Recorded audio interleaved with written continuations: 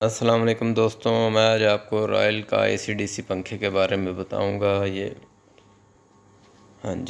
Royal का AC DC पंखा है। इसके बारे में मालूमाती वीडियो है। मेरी आप दोस्तों से गुजारिश है कि मेरे चैनल को सब्सक्राइब करें, बेल के आइकन को दबा दें ताकि हर आने वाली वीडियो आप तक सबसे पहले पहुंच सके। मेरे चैनल को लाइक करें, मेरी वीडियो को कमेंट्स करें। आइए अब हम दोस्तों चलते हैं अपने सर्किट की तरफ। ये जो है रॉयल फैन का पंखा, इसका जो वाइंडिंग है ये बिल्कुल ठीक है। इसके सर्किट में प्रॉब्लम है। ये आप देखें कि इसके कैपेसिटर ये फटे हुए हैं। हाँ जी, ये दो कैपेसिटर हैं जो फूले हुए हैं रिले के साथ। एक ऊपर खड़ा है, एक उल्टे हाथ पे खड़ा है, और एक जो सीधे हाथ पे है वो बिल्कुल ही फटा हुआ है। नीचे जो इसके हैं कैपेसिटर के अलावा रेजिस्टेंस वगैरह हैं, एसएमडी वगैरह, हमने वो भी चेक करेंगे। तो उसके बारे में भी आपको बताएंगे कि वो आपने कैसे चेक करना है इसको। सबसे पहले हम इन कैपेसिटरों को ओपन करेंगे, ओपन करके बाहर निकालेंगे।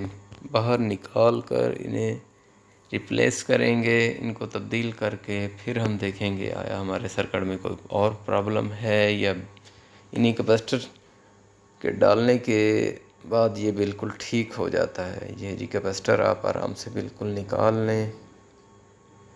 कैपेसिटर निकाल कर आराम से, क्योंकि ये डबल प्रिंट होता है, कोई गलती नहीं करनी। और साथ इसके एसएमडी लगी हुई है रेजिस्टेंस।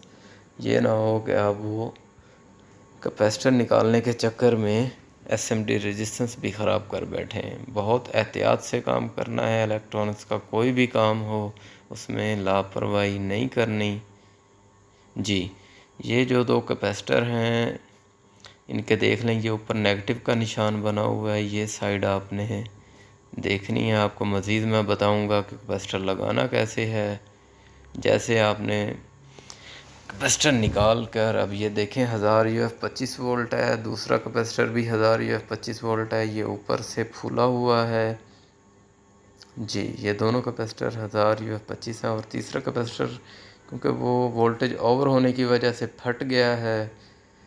हाँ जी, वो तीसरा कैपेसिटर जो है 220 यूएफ 35 वोल्ट है, और दो जो हमारे कैपेसिटर हैं वो 1000 यूएफ 25 वोल्ट हैं। ये दोनों कैपेसिटर हम वो भी डाल देंगे, और 220 यूएफ 35 वोल्ट वो भी डालेंगे। अभी आपको आए बताते हैं कि ये कैपेसिटर हमने कैसे डालने हैं। शक्कर की मदद से अगर है तो आपने उसके पॉइंट ओपन कर लेने हैं, सुराख खुल जाएंगे। अब ये देखें जी, इसकी नेगेटिव साइड जो है, जिस तरफ सफ़ेद निशान है वो नेगेटिव है, जिस साइड निशान नहीं है, नीला प्रिंट है, वो पॉजिटिव है। कैपेसिटर का भी इसी तरह जो निशान एक तरफ लगा होता है उसके ऊपर नेगेटिव निशान लगा होता है, वो नेगेटिव साइड है, वो आपने देखकर प्रिंट में लगा देनी है।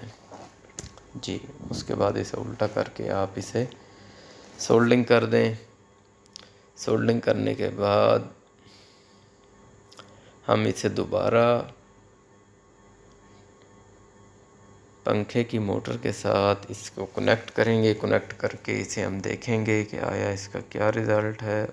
उससे पहले हमने एक अहम काम करना है मज़ीद, इसकी शॉर्टेज को चेक करना है, कोई चीज़ और शॉर्ट तो नहीं है। ये देखें जी, हम मीटर की मदद से इसको चेक करते हैं। हाँ जी, हमने चेक किया है, बाकी चीज़ें हर चीज़ ठीक है। अब हमने इसका ग्रिप लगा दिया है।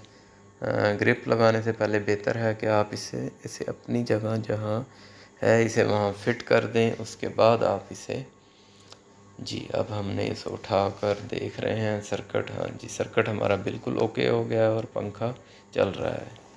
ये देखें जी,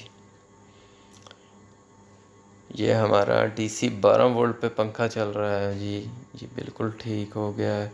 अब हम इसे दोबारा एसी पे चलाएंगे। उससे पहले कि हमारी वीडियो एंड हो, आप सब दोस्तों का बहुत बहुत शुक्रिया मेरी वीडियो देखने का। हाँ जी, ये अब हम इसे बिजली पे चलाएंगे। ये देखें, ये दोस्तों बिजली पे चल रहा है, बिल्कुल ठीक हो गया। ओके, शुक्रिया।